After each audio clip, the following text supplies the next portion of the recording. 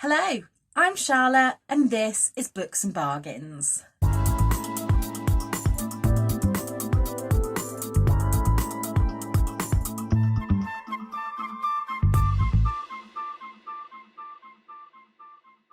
So last month I said that I was no longer going to be doing book hauls and I was just going to include them in my weekly vlog, but a lot of you seem to like book hauls, and so I've gone back on my word and I've decided to stick with a monthly book haul.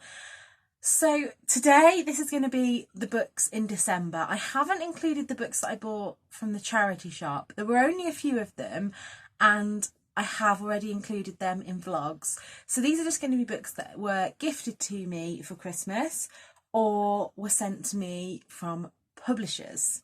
So starting with the gifts, the lovely Kira from Kira Can Read reached out to me and said that she'd been sent this book as part of a book tour. Now the book tour had gone, she was no longer keeping the book, and did I want it? And I said yes please. And that is Heidi Swain's The Winter Garden. I already have this on Kindle, but as you know, I collect Heidi Swain books and I've nearly got the full collection now. So that was really nice of Kira to reach out to me and send me that. The next book I was sent was from the lovely Nicole over at A Beautiful Chaos of Books. She isn't making videos at the moment, which I miss, but you can always go and watch her backlist. I do that regularly. And she sent me Rosie Nixon's Just Between Friends, and this is like it's the kind of thriller I think that I'm more into, more of a like domestic thriller. Is it really a thriller or a mystery? Yeah, it's these cozy, this I'm hoping is going to be what I wanted from Caroline Corcoran's The Baby Group. I've read both of Caroline Corcoran's books now and just always been left disappointed, so she won't be an author that I pick up again, and I'm hoping that this is what I wanted from that. So the next book that I have got is from the lovely Victoria over at What Victoria Read, and I actually sent Victoria this book as a jokey present earlier in the year, and because she enjoyed it so much she decided to send me a copy, and that is The Ice Maid's Tale by Mandy Morton, and this is the #2 feline detective agency. I do have another book in this series, I think. Oh, I have The Death of Downton Tabby. I'm not sure if you're supposed to read them in any order. I'll have to find that out. But I first found out about this series from my feline and fiction box, and then when I saw this one, I know that Victoria is like a massive Margaret Atwood fan, so I thought that would be funny. And like I say, it was bought as a bit of a jokey present, and then she ended up enjoying it so much. So looking forward to reading that one. And then finally, from presents from my internet family, the lovely Simone from Simone and I sent me The Dinosaur Who Pooped Christmas. And I've said before on this channel, I love nothing more than a kid's Christmas book, because I can just imagine that I have no responsibilities and just lose myself in the magic of a kid's Christmas book, and this was no exception. I read this the day that it came and it made me laugh so much, so thank you, Simone. I really needed this the day that it came, put it that way. And then despite my husband saying that I'd got too many books and complaining whenever I buy a book and saying, do you need more books? Do you need more books? He bought me a stack of books, and he also got me a National Book Tokens voucher, so I have spent that and I'm just waiting for the books to come, so they will be included in January's book haul now. But the first book that he bought me was The Last Charm by Ella Albright, and this is quite close to my heart in the fact that I never knew my nan, and one of the few, well, I say never knew, I was 6 when my nan died, and one of the few things that I've always kept from her is a charm bracelet. And when I was younger, I had my own charm bracelet. It's from Claire's Accessories.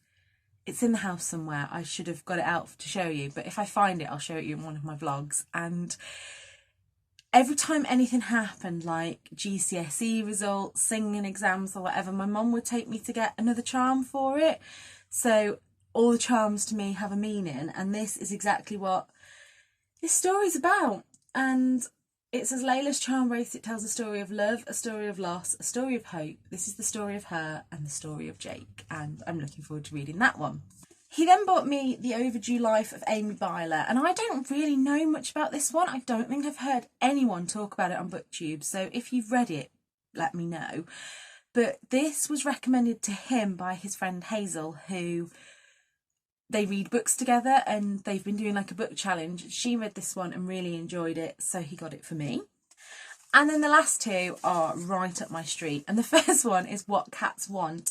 And it says, an illustrated guide for truly understanding your cat. And first of all, the illustrations are gorgeous. And it's basically just a guide to understanding your cats, but it's all illustrated. And I thought that was wonderful. I will never understand Ernie. Ernie is not a real cat. I'm just putting that out there. Ernie gets under a blanket like a baby.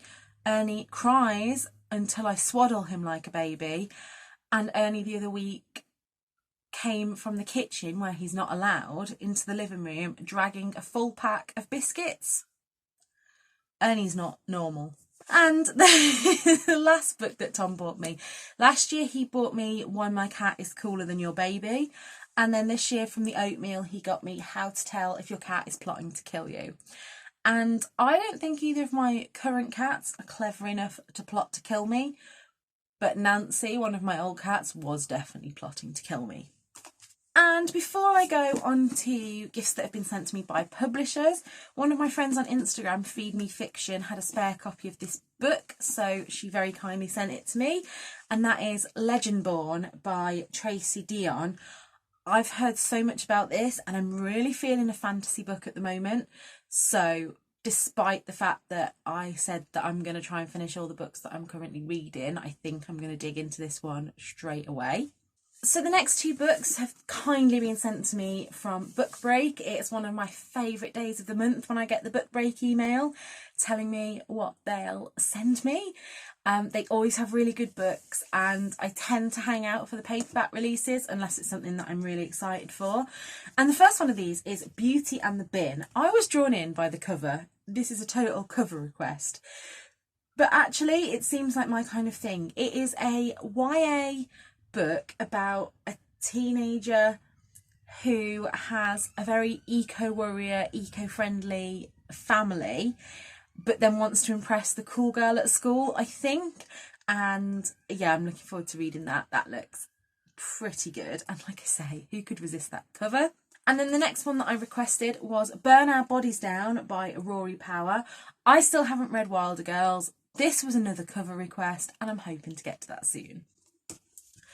And then the last one that I was sent that's not specifically for a blog tour is Danny Atkins' A Sky Full of Stars. Now that is going to be the finished cover, which I think just looks gorgeous.